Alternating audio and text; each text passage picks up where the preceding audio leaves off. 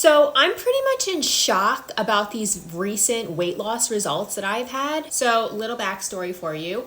I gained a lot of weight in 2016. I finally started a weight loss journey with my friend in 2018, and I have pretty much been on a weight loss journey ever since. And oh man, has it been a roller coaster of trial and error, guys. Losing weight is not for the weak. I've also grown up with a very sedentary lifestyle and very poor eating habits because I live in an Italian household. All we eat is pasta. The main culprit of me gaining weight personally was actually supposedly not my diet, though. It was the fact that I got PCOS. So I have a hormone imbalance, which my hormone imbalance eventually turned into being pre-diabetic. So that is ultimately what the endocrinologist said caused my weight gain, especially because I gained a lot. I gained like 40 pounds. So it has been a journey. FYI, this is not a beginner video. These are gonna be sneaky little tricks, things that happen to really help me on my weight loss journey, especially recently, how I feel like quantum leaped weight-wise when I've been stuck at a certain weight and waist measurement for years despite doing everything correct, even working with a nutrition coach. And just to explain a step further, so obviously when I first started my weight loss journey, I did do everything correct, but pretty much when your body's not used to any kind of diet and any kind of exercise, and then you start, obviously you get those like newbie gains and like that beginner weight loss, and you're losing a little bit more weight than normal. So I did initially take off 40 pounds on my own with time, but as my body started getting really used to working out and eating a clean diet, obviously I started to plateau, it started to slow down a lot, and I have been stuck for years despite a clean diet and working out at the same weight and the same waist measurement. But recently I feel like magically taken 2 inches off of my waist, and I've lost another 10 pounds without actually tracking, which I've always been into calorie deficit and tracking macros for years with little to no results because my body got used to this. So yeah, this is not going to be a beginner video. I can make a beginner video if you're brand new to your weight loss journey so you can do things right and save years of trial and error like I did. But before we begin, hi, my name's Maria. This is a self-improvement channel. Losing weight and taking care of your body is obviously part of self-improvement, and I do know a lot about it after years of trial and error. So we are going to discuss in this video things that you may not be thinking of that actually help you quantum leap to your desired body. And these are just going to be some overlooked things and maybe some underrated things that you could be doing to aid in your weight loss journey. So I hope I don't lose people when I say this, but first and foremost, if you have grown up your whole life, or maybe for a while now, you've wanted to lose weight and you felt a lot of negative emotions about yourself, about your body. Maybe you've tried a weight loss journey and it's worked a little bit, it hasn't worked at all. You need to start ingraining into your mind that it is literally extremely possible for you to look the way you want and to feel the way you want. But the biggest thing of all that I think has changed everything for me recently, especially, is doing shadow work, doing body inner work. The truth is, our bodies all hold our old trauma, our stored emotions. If you think a thought or you feel something over and over and over again, and you haven't taken any time to process it, it doesn't just disappear. It actually gets like stored in your body. So when you constantly think, oh, I have such a fat stomach, oh, I have such big arms, and you feel bad about it, that emotion gets stored, and therefore it becomes harder to actually remove the energy from that part of your body, especially if you have something traumatic linked to the reason that you may have gained weight in the first place. Like for me, I got PCOS because I went on birth control, but I emotionally went through trauma during that time. My body went through trauma. And then eventually I ended up getting PCOS, which progressed into pre-diabetes. And that's when I was like, oh my God, I have to do something about this. This is my health. So as painful and hard as it was for me to kind of like go back to that moment in time, through meditating, through journal prompts, and through making peace with that traumatic time in my life that also ended up causing me like so much unnecessary pain and suffering, you know, like losing weight was hard. It's hard to go to the gym. It's hard to eat things you don't want to eat. But facing those emotions and kind of being in a state of introspection has really helped me, I think, process those emotions, release the trauma and the pain that was associated with it. And because of that, I was able to start shedding some of that energy. I haven't been tracking my calories anymore for at least 6 months now. My belly fat just started to shed off. I lost an inch off my waist. And of course, I made some physical changes with it, which we're going to get into next. But getting everything aligned in your body, especially when you're trying to do something like lose weight, make a change to your physical body, very important to have this in a good mental state. Even the people you surround yourself with can really be affecting you. You may even be taking on the energy of other people. So if you're on a weight loss journey and you feel like you've been stuck for years, even though you're doing everything right, your mind and your energy may be getting influenced. They may be getting stolen from other people, and that is affecting your body from working optimally to get to your desired outcome. Okay, so we talked about the mind. Now we're going to talk about the physical changes. Some things that I swapped, very easy things that I stopped and swapped to get these pounds to shed off. And make sure you stay till the end of the video because we have a bonus tip at the end. Literal game changer. So here are some changes that I made to help me get an additional 10 pounds off and 2 inches off of my waist. Okay, so I know people are going to be mad when I say this one, but it needs to be said. And trust me, this one hurts my soul too, but you got to stop it with the sugary coffees, guys. Trust me, I know. I have single-handedly kept Starbucks and Dunkin' open. I love a caramelized coffee more than anyone, I swear, I do. And obviously I thought it would be healthier to make them home, so I was always making them home. I know this is gonna sound ridiculous. It got to the point where for lunch, I would have a snack and then I would have a sugary coffee to save calories. And by sugary, I mean like I would dump 2 pumps of like caramel syrup into it, and yeah, I would measure it so I would know the calories. But not only did I never see a difference in my weight and my waist, but I honestly felt bad. Like my stomach hurt every time I drank it, even if I make it from home. In fact, I think when I buy it from Starbucks, my stomach doesn't hurt as much because maybe they have a better quality syrup. They better for $7 a cup. I still have 2 and sometimes 3 cups of coffee a day. I've pretty much stopped with the syrups, the caramel and the chocolate syrup. I just use sugar in the raw now. I put sugar in the raw, and then I use a Fairlife 42-gram vanilla protein shake. And there you go, that's my coffee. In the morning, I just put sugar in the raw and I measure it. And then for my midday pickup, that's the coffee I've been making, the protein coffee. And I've been seeing pretty good results. I know people say, you know, you're gonna come for me in the comments. Like, I know people say not to use protein shakes, eat your protein. I get that, but sometimes that's really just not attainable. And I'm trying to give you attainable things, realistic things you can do. I feel weaker if I don't have the protein shake and I just like am really down on my protein that day. So sugar in the raw, way more natural, makes sense. And I only use 1 serving of it, which is 30 calories, and it tastes good and I'm happy with it, as opposed to when I would do a caramel syrup, I would end up putting 2 servings, which is like 100 calories. So ultimately, I'm obviously just having less calories, and also it's just more natural. You know, that's like a 1 ingredient food as opposed to the caramel syrup that's filled with nonsense. So this switch has definitely helped me, and I still do go to Starbucks and Dunkin', but I only do it like twice a week now. That is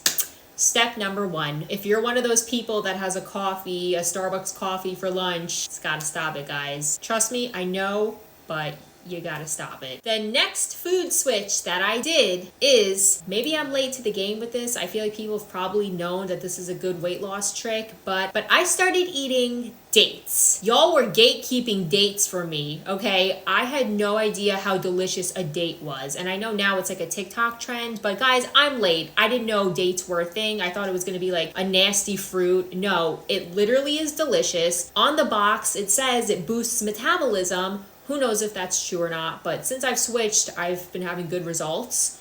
And dates pretty much helped me to kick my sugar addiction. Between cutting out the sugary syrups and just switching to natural sugar, and then dates, they literally taste like candy. And they have vitamins and they have fiber. Now, they are a little bit high in calories, so don't go eating the whole box. But if you have like 2 or 3 a day, it helps with your fiber intake, and it also helps with your sweet tooth if you have one. These have single-handedly helped me kick my sugar addiction. Obviously, it has sugar, but this is a fruit. It's something natural and 1 ingredient food, and having chocolate is not. So obviously, that's going to end up helping you, switching to a whole food. And it's also very important to eat fiber when you're on a weight loss journey, and I think a lot of people forget that. You're supposed to be getting about 25 25 grams of fiber as a female, and I believe it's about 30 if you're a male. I definitely don't hit that number every day, but I have noticed that even if I don't hit that number, if I get fiber from a natural source, meaning fruits and vegetables, and not something man-made like a tortilla that says it has 25 grams of fiber in it. Yeah, not to be gross, but I've noticed,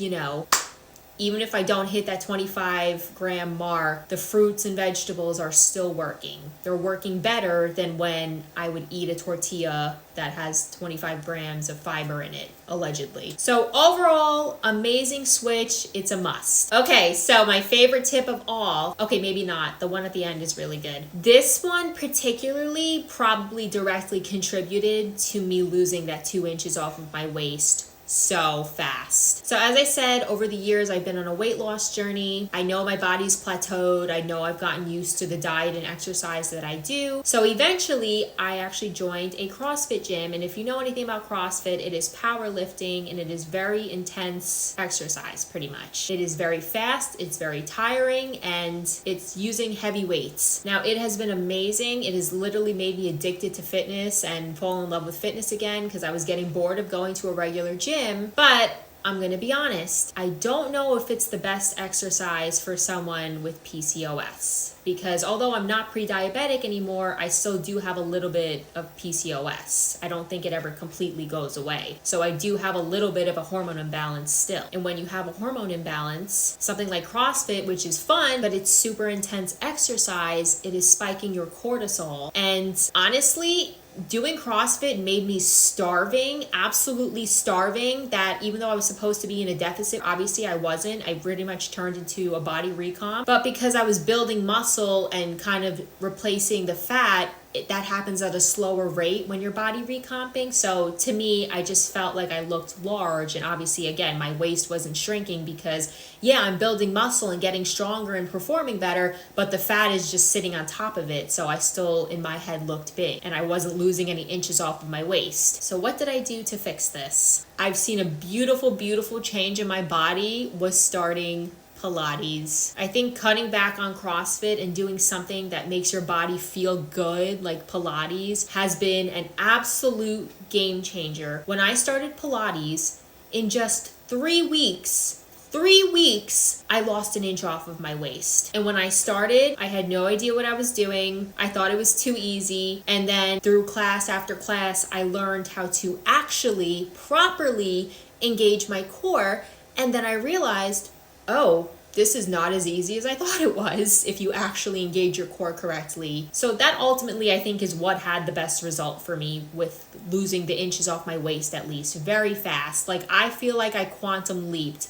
I did not think, nor should it really be possible, in my opinion, to lose 1 inch in 3 weeks when I had been stuck for years. And then a month and a half later, I lost the other inch. I think the real secret when it comes to fitness is it's definitely important to do some kind of weight training, but then you also want to incorporate something that's like less stressful on your body, like Pilates, that's focusing on that core if that's what you're looking for. I think that truly is the secret, because some people just start doing Pilates all the time and then they lose all of their muscle. And then other people spike their cortisol too much and they can't really be in a calorie deficit because they weight train all the time and they're starving. I'm so excited to see like a year transformation of Pilates. But I'm telling you, this is like, if you don't know, now you know. You need to learn how to engage your core properly when you do Pilates, when you really do any bodybuilding and any weight training. And especially when you're doing like these YouTube videos at home, like crunches and bicycle crunches and planks, you need to engage your core correctly. That's how you really see a difference in your waist and you notice the fastest results.